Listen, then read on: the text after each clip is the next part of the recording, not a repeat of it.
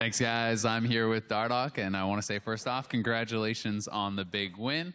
You guys played very well. So I have some questions now about the jungle meta for you. Rengar in game 1, Elise in game 2. What's your thought process with the Rengar? Do you think it's a pretty viable pick? How does it compare to some of these other more consistent junglers? I think Rengar has his place in the meta. I think he's still pretty bad, but I kind of just picked it because the situation was really good. They had immobile mid, range support, just a normal AD carry, and then we predicted that they were just going to play carry top because it was KFO. He's not really comfortable on tanks.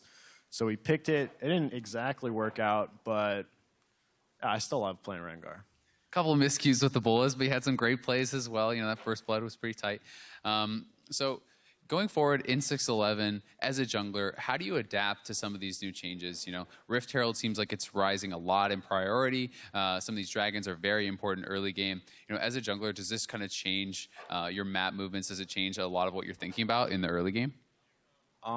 Before 6-11, it was mostly just fighting over dragon and bottom, but now that the carry tops are back, like the Trinity Force users, Rift has a way higher priority, and yeah, things like Cloud Dragon spawn, we're just going to go for Rift for sure. Cool. So what do you think now about some of the junglers like Kindred, who isn't getting picked as much anymore? Do you feel that it's not really viable? Do you feel that it still has its place, but just kind of needs to be fit into specific setups?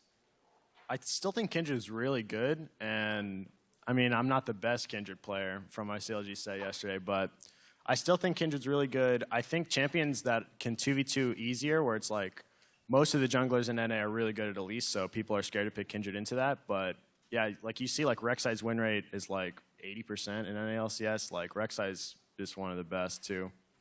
Awesome. All right. So, a slower start than you guys would have wanted this split. But going forward, what is it that you think you really have to work on? What are you looking to do to kind of continue this success next week?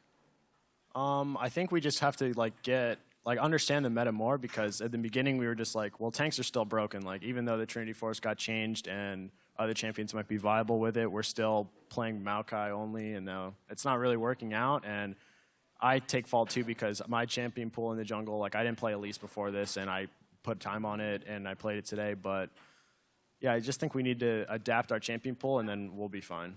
Awesome. Well, thank you so much, and congratulations once again. I think we are going to be heading back to the guys at the desk. And yeah, thank you very much. No, thank you, Azael. But Team Liquid going to be very happy to have picked up their first match victory here for this split, moving to 1-3. Echo Fox also moving to 1-3 on the split.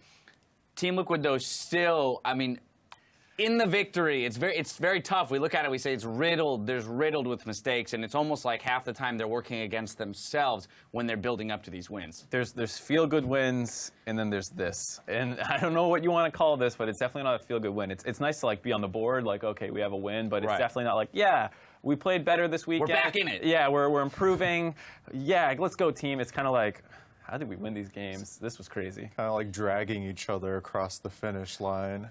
Yeah, I mean, Darius, in your very lengthy career, I'm sure you've had, your share of ups and downs. And, as a player, I guess I have to ask is what best served you in terms of getting out of that funk, or being able to realize we might not be at the top of our game right now, but we do have to take it step by step on our path back to our dominance. Well, for me personally, it was always trying to set the highest standard, and that was mentally trained into me by playing with Reggie.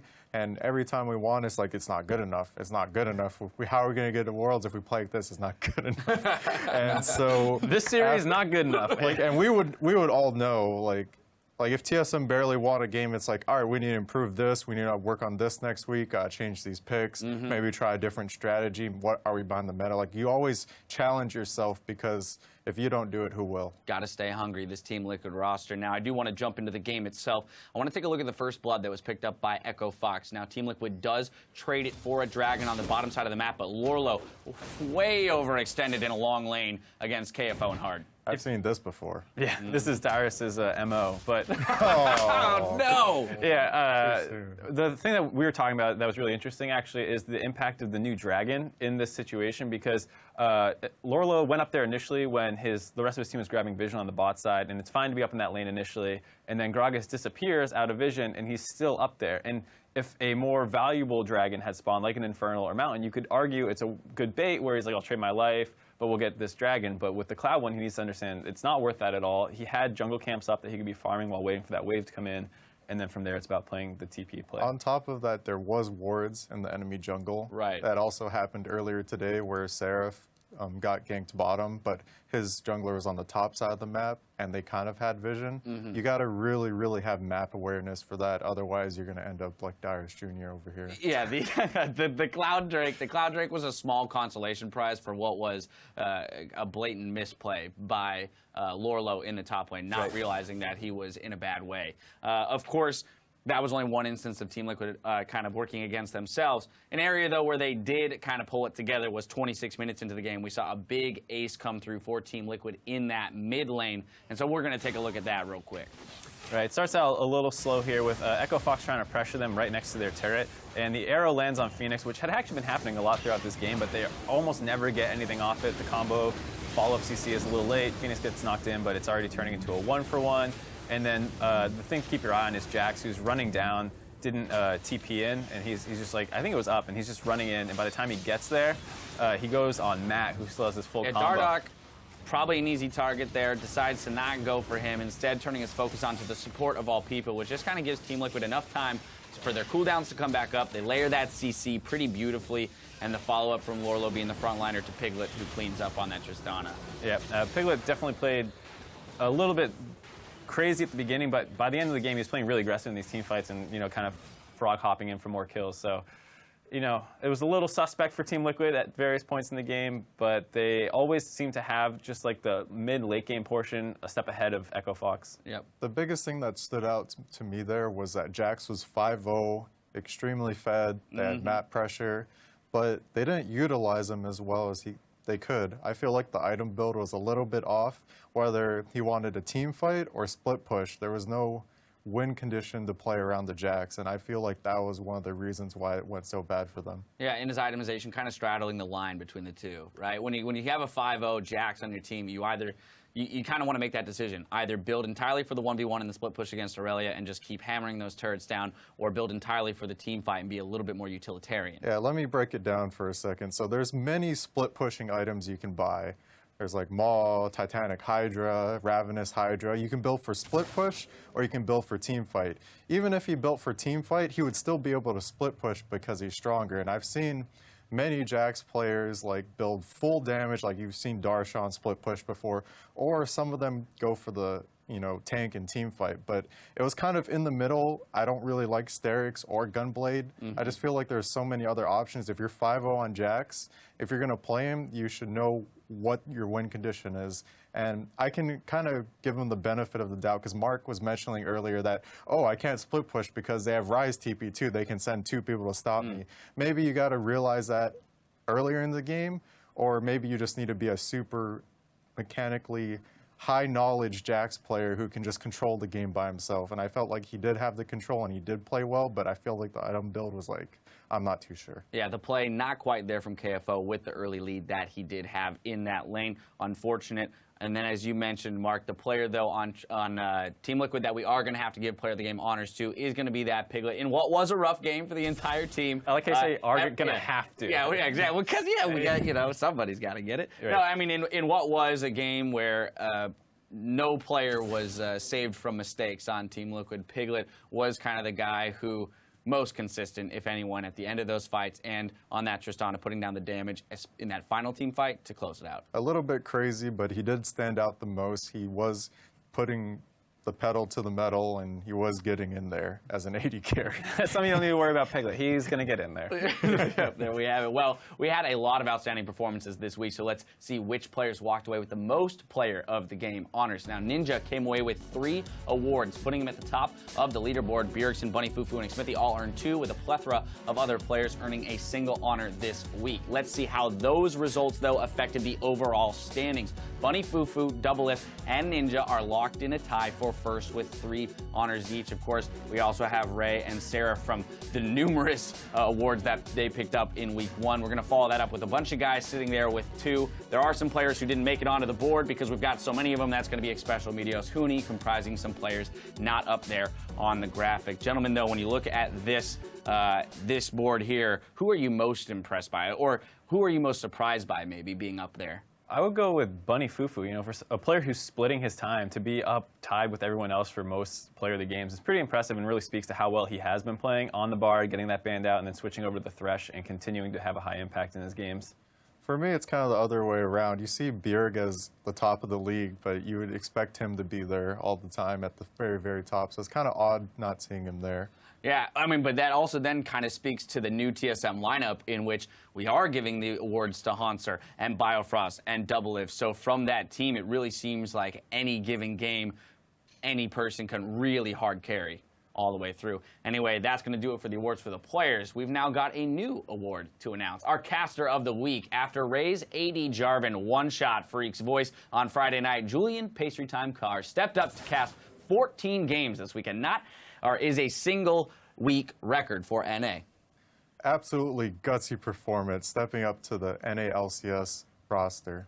I mean, it's kind of typical NA fashion, though, where they rely on this rookie import to carry the broadcaster. I mean, where are the veterans? Like, what? Hey, I've been here all weekend.